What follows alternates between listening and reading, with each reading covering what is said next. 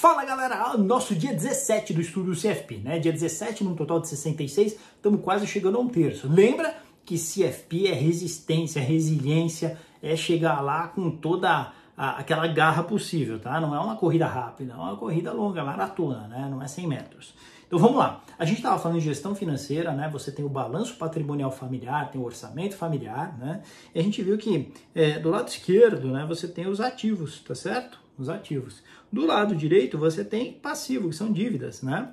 Então como que você toma dívidas? Por meio de modalidades de crédito. Você vai lá e toma empréstimo, tá? A gente vai ver algumas dessas modalidades de crédito. A primeira, mais simples, né, é o que a gente chama de rotativo, né? Rotativo. O que é o crédito rotativo? É o crédito lá no cartão de crédito. Então você resolveu pagar o mínimo, né? O mínimo da fatura e o restante você vai pagar em outros meses. 10% ao mês aí de taxa. Mesma coisa cheque especial, então é loucura. A gente nunca deve entrar no rotativo, tá bom? Muito bom. Vamos falar agora do consignado, que é mais interessante. O consignado, ele é um crédito, né, que vai ter uma taxa mais amigável. Por quê? Porque o risco da instituição financeira é muito menor. E por que é menor? Porque o que acontece é o seguinte, a instituição financeira empresta lá para o cidadão é um assalariado, CLT, por exemplo, quando cai o salário dele, um pedaço do salário já vai para pagar a parcela, então o risco da instituição é minimizado, o cara não vai gastar com pinga, né? O cara paga lá os negócios que ele tem que pagar. Mesma coisa o pensionista lá do INSS, né? Então o cara tomou lá um empréstimo, recebeu o benefício, pedaço já vai para lá, não vai gastar com excesso de remédio, bancada, né? Mas enfim, então o risco é menor, você tem taxas mais acessíveis, né? Isso é muito importante, tá? Você tem uma questão de margem consignável, só 35% da renda do cara pode ser comprometida, né, com esses empréstimos. E mais 5% exclusivamente para despesas e saques com cartão de crédito. Então esse é o limite de cartão.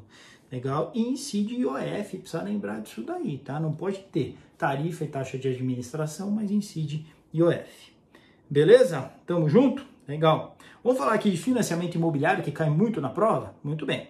Financiamento imobiliário pode ser pelo SFH, pode ser pelo Sistema Financeiro Imobiliário. Tá? Qual que é a diferença? Para ser pelo SFH, o imóvel não pode ultrapassar R$1,5 milhão, ok? Então esse ponto aqui. Tem uma outra característica interessante. O custo efetivo de transação jamais pode ser maior que 12% ao ano, né? Então quando você faz SFH, você geralmente tem taxas melhores do que quando você faz SFI. E você tem uma atualização do saldo devedor exclusivamente pela TR. Na verdade, a legislação diz que exclusivamente pelo mesmo índice de reajuste da caderneta de poupança. Hoje em dia é TR, o da caderneta de poupança, vai ser TR também dos financiamentos imobiliários pelo Sistema Financeiro da Habitação. E Sistema Financeiro Imobiliário? Aí é livre, é uma livre pactuação no mercado, tá bom? Então, por exemplo, você vai comprar, você, né, comprou aquela casa de 7 milhões. É que você não precisou financiar outro nível, né? Tem berço, entendeu? Então chegou lá e já comprou por 7 milhões à vista, pá. Mas um cara que quer financiar uma casa de 3 milhões, não pode ser pelo SFH, tem que ser pelo Sistema Financeiro Imobiliário SFI. Beleza? Tamo junto? Legal. Lembra de uma coisa também, que os bancos, eles têm lá a carteira imobiliária deles, tá certo? 80%, né, dos recursos advindos da poupança tem que ser utilizados para financiar residenciais e 20% é que podem ser não residenciais, tá certo? E o que acontece? Os não residenciais, eles sempre caem no SFI, eles não caem no SFH, tá bom? Bom, show de bola. Consórcio, vamos falar um pouco de consórcio? Consórcio também é um tema assim, bastante atrativo, né? Uma coisa que só existe no Brasil, né? O brasileiro é muito criativo. Então, consórcio pode ser consórcio imobiliário, consórcio pode ser consórcio de veículos, né? Você não tem juros, é um grupo de pessoas que se unem para juntar uma grana e cada um resolver a sua vida, né? Não tem incidência de IOF, isso é interessante também. Mas tem taxa de administração, para alguém tem que cuidar da bagaça para o negócio funcionar legal, e tem fundo de reserva. Fundo de reserva é o seguinte, se alguns cotistas do consórcio, do grupo lá deixarem de pagar, você tem um fundo de reserva que garante que tem dinheiro para contemplar aqueles que são sorteados, aqueles que dão lance e assim por diante. Legal? Uma coisa importante, o reajuste da carta de crédito, né? Você entrou num consórcio. Carta de crédito naquele grupo era 500 mil. Você falou, beleza, 500 mil serve para eu comprar o meu imóvel, o meu tão sonhado imóvel. Aí legal, você entrou, você não tinha dinheiro para dar o lance, o tempo foi passando, e o seu imóvel subiu para 700 mil. Isso é um pepino, né? A carta de crédito ela é corrigida pelo INCC, né? Índice Nacional da Construção Civil. Pode ser que o INCC ele não acompanhe a valorização do imóvel. Então esse é um risco que o cidadão corre, né? Quando ele está num consórcio. Fora que ele tem que esperar a carta de crédito para adquirir o imóvel. No financiamento imobiliário não. Você vai lá, pega o financiamento, compra o imóvel e muda para lá. E você tem o risco de crédito compartilhado, né? Se você estiver num grupo onde muita gente fica inadimplente, pode faltar recursos para aquelas pessoas que seriam contempladas via sorteio ou via lance. Beleza? Muito bom. Vamos falar um pouquinho do seguro habitacional. Você fez um financiamento imobiliário, fez um consórcio, você vai precisar de um seguro habitacional. Legal? E aí esse seguro, você tem que contratar ele, não tem jeito. Ele tem duas partes, né? DFI, danos físicos ao imóvel, que a instituição financeira pensa o seguinte, e estão emprestando dinheiro para esse cara para ele morar lá, né? A minha garantia é o imóvel, se esse cara não pagar, eu tiro ele de lá e retomo o imóvel. Então a preocupação da instituição é, esse imóvel não pode perder valor. Aí imagina que dá um incêndio lá no imóvel. Então o que ele faz, né? O que a instituição financeira faz? Obriga, né, o cara que tomou o financiamento a contratar um seguro contra incêndio, contra danos físicos ao imóvel. Tá certo? E você tem um MIP, que é o morte e invalidez permanente. Filipão foi lá, comprou uma casa, tá certo? Comprei aquela casa financiada, Filipão morreu. Não está mais aqui, faltou, bateu as botas, né? Muito bom. Se acontecer isso daí, meus queridos, a instituição financeira não pode ficar a ver navios, né? Então, nesse financiamento que eu tomei, eu sou obrigado a fazer um seguro MIP, que diz o seguinte, se Filipão não estiver mais aqui, se estiver com o senhor, na companhia do senhor, o que vai acontecer? A seguradora vai lá e aí ela quita então o saldo devedor que o Felipe tinha, tá certo? Imagina que eu fiz junto com a Vanessa, né? Vanessa é minha esposa, né? Filipão e Vanessinha foram lá, financiaram o seu imóvel. 30% da renda vem do Felipe, 70% vem da Vanessa, tá certo? Aí Filipão veio a faltar, não está mais aqui. A seguradora quita 30%, porque a composição da renda eu contribuía com 30%, a Vanessa com 70%, tá bom? É assim que funciona o negócio, legal? Muito bom. Vou falar agora do leasing, né? Muito bom, leasing financeiro. Normalmente a gente compara CDC com leasing. Vai comprar um carro, você pode fazer um financiamento, né, naquele carro, um CDC, crédito direto ao consumidor, ou você pode fazer um leasing. Qual que é a diferença? O leasing, ele tem prazo mínimo. O CDC passou 5 meses, ganhou um dinheirinho aí, quero quitar esse financiamento, quero ficar pagando essas parcelas, não. Traz tudo a valor presente, quita e já era, tá certo? No leasing, não. O leasing, para bens de vida econômica de 5 anos, eles têm um prazo mínimo, ele tem um prazo mínimo de 2 anos. Então você não pode quitar antes de 2 anos. Até pode, mas não com taxa de desconto, não trazendo ao valor presente. Porque aí desconfigura o leasing, ele passa a ser configurado como CDC, aí tem que pagar IOF, porque o leasing não tem IOF, então não vale a pena, tá certo? E um ponto importante também do leasing é esse aqui, que ele possui valor residual. O que é isso? Então no final do contrato, existe a opção normalmente de compra, né, do bem, e aí é o valor de mercado, então um valor pré-estabelecido entre as partes, e também há a possibilidade de renovação daquele contrato de leasing, tá bom? Falar um pouquinho aqui de financiamento educacional? Muito bem, vamos lá. Você tem o FIES e você tem o PFIES. O FIES é sempre modalidade 1, tá certo? O PFIES é modalidade 2 e 3, tá certo? Essas modalidades, elas variam do órgão que dá a fonte de financiamento e variam também a região geográfica daqueles que podem acessar o financiamento estudantil, tá bom? Algumas coisas importantes no FIES modalidade 1. Taxa real 0%. Então você pode ter correção monetária, mas você não pode ter uma taxa acima da inflação. E ele é destinado somente para aqueles que ganham até 3 salários mínimos, não pode ganhar mais do que isso. E o PFIES, que é modalidade 2 e 3, a taxa varia de acordo com o mercado, tá? Deixa eu facilitar aqui um pouco. Varia de acordo com o banco e com a instituição educacional, né? Então o aluno vai lá, depende da faculdade onde ele entrou, depende da instituição financeira que está financiando, geralmente já tem um acordo entre os dois, e aí esse aluno ele vai ter a possibilidade de fazer um financiamento imobiliário, um financiamento estudantil, que ele vai pagar depois de formado, né? Assim como no FIES 1 também, na modalidade 1, tá certo? A grande sacada aqui é que até 5 salários mínimos, quem ganha até 5 salários mínimos pode pleitear. E finalmente o ProUni, né? O ProUni é um programa que oferece bolsas parciais e bolsas integrais, tá certo? Nas bolsas parciais, o cara pode ganhar até 3 salários mínimos, tá? Na verdade, não é o cara. As pessoas que compõem a renda familiar, na média, podem ganhar até 3 salários mínimos. Para a bolsa integral, as pessoas que compõem a renda familiar podem ganhar no máximo até um salário mínimo e meio, em média. Legal? Muito bom. Falar agora do crédito rural para a gente encaçapar aqui essa parte.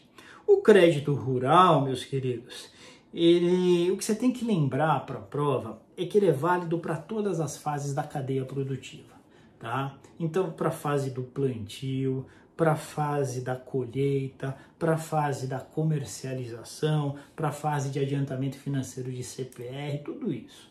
Então, geralmente é nessa linha que cai lá na prova, beleza? Feito esse preâmbulo maravilhoso, né? Modesto, né? Modesto Felipe Garran.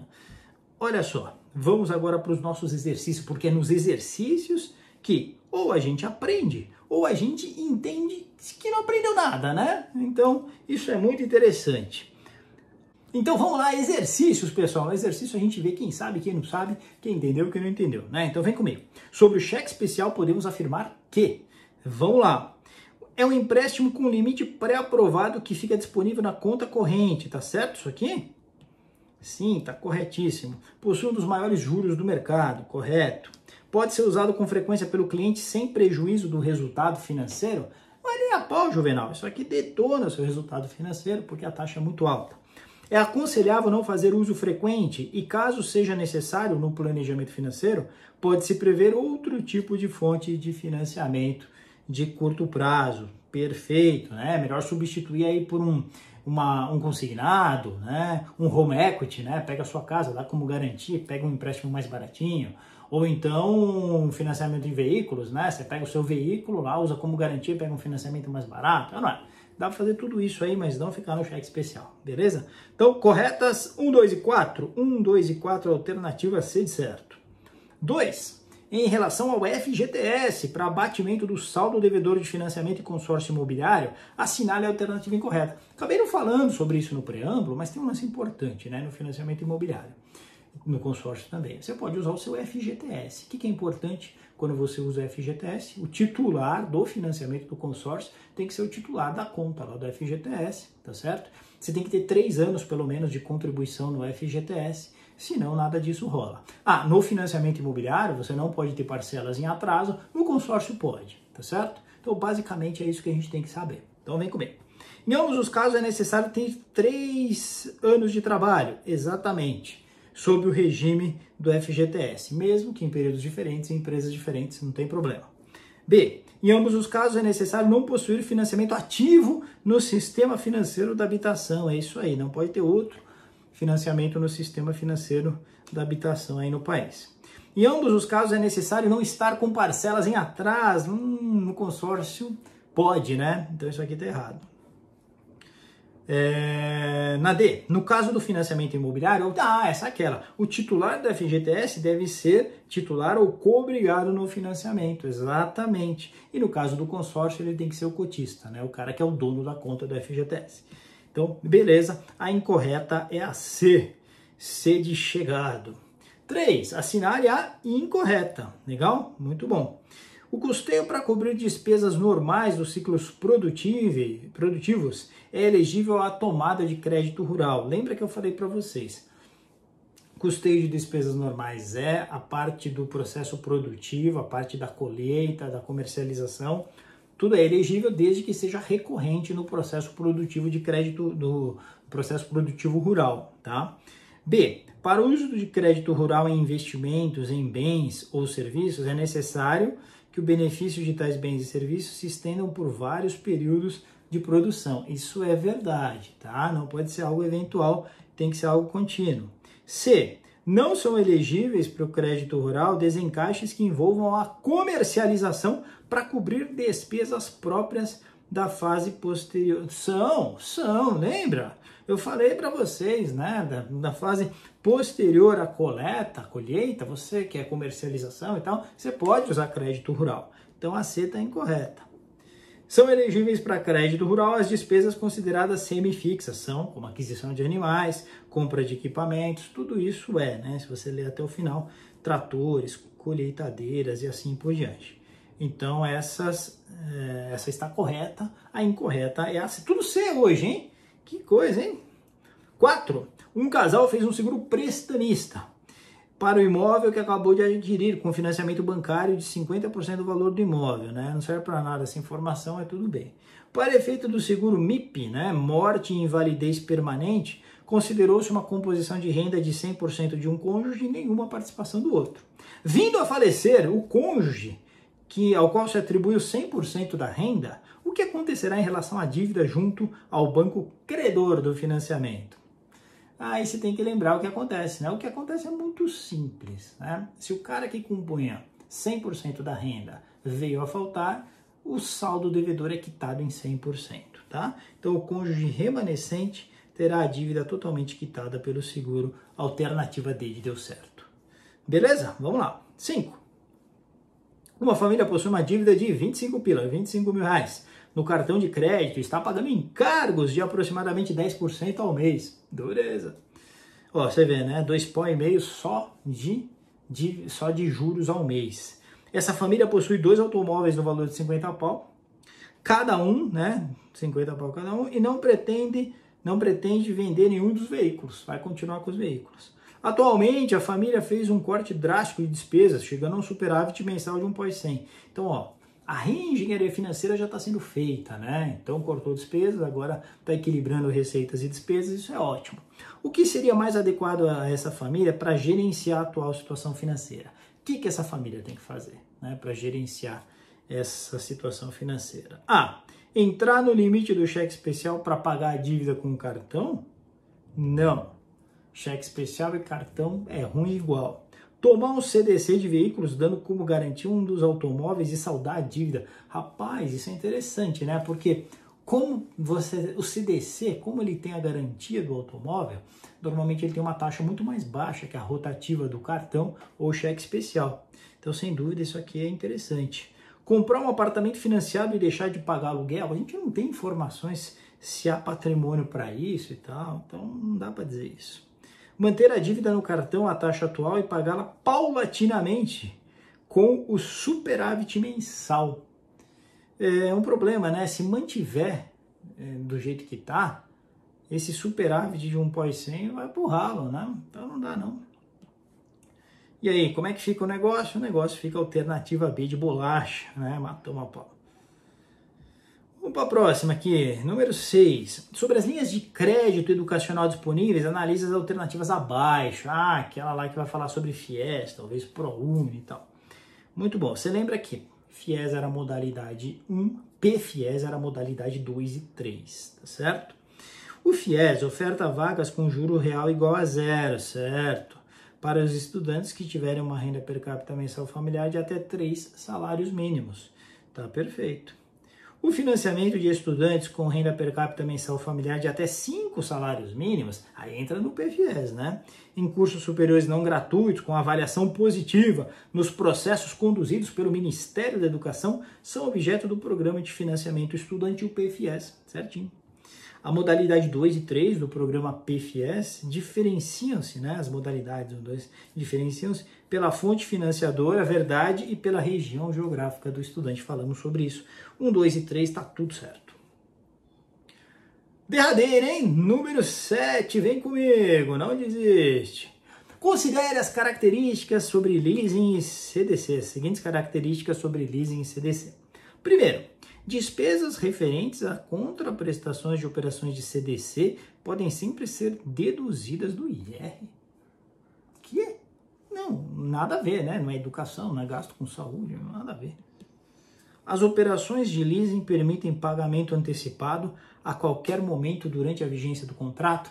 Não, lembra que eu falei para vocês que tem um prazo mínimo para aqueles bens de vida econômica útil de 5 anos? 2 anos, 24 meses é o prazo mínimo. Então isso aqui está errado. A incidência de IOF, né? Tanto sobre financiamento de CDC quanto leasing. CDC tem, leasing não. Nada certo aqui, hein? 4. Ao término do contrato de leasing, o arrendatário pode optar por renová-lo por mais um período, por devolver o bem arrendado à arrendadora, ou por adquiri-lo pelo valor de mercado ou por um valor residual previamente definido no contrato. Essa está perfeita. Então, essa você finalmente pode dizer que está correta. Então, somente a 4, a alternativa D deu certo. Beleza? E aí, tudo bem? Tranquilo? Vocês viram que, assim, não tem muito segredo, né? Precisa conhecer as modalidades. Normalmente, eu trouxe aqui o que normalmente a Planejar tem pedido nas provas. Com isso, você está bem calçado, mas não custa, né? Você dá uma aprofundada, né, em quais são outras características dessas modalidades de crédito. Beleza? Fica com a gente, continua aí na nossa série. Batemos a 17 e a gente vai até a 66. Valeu, um grande abraço.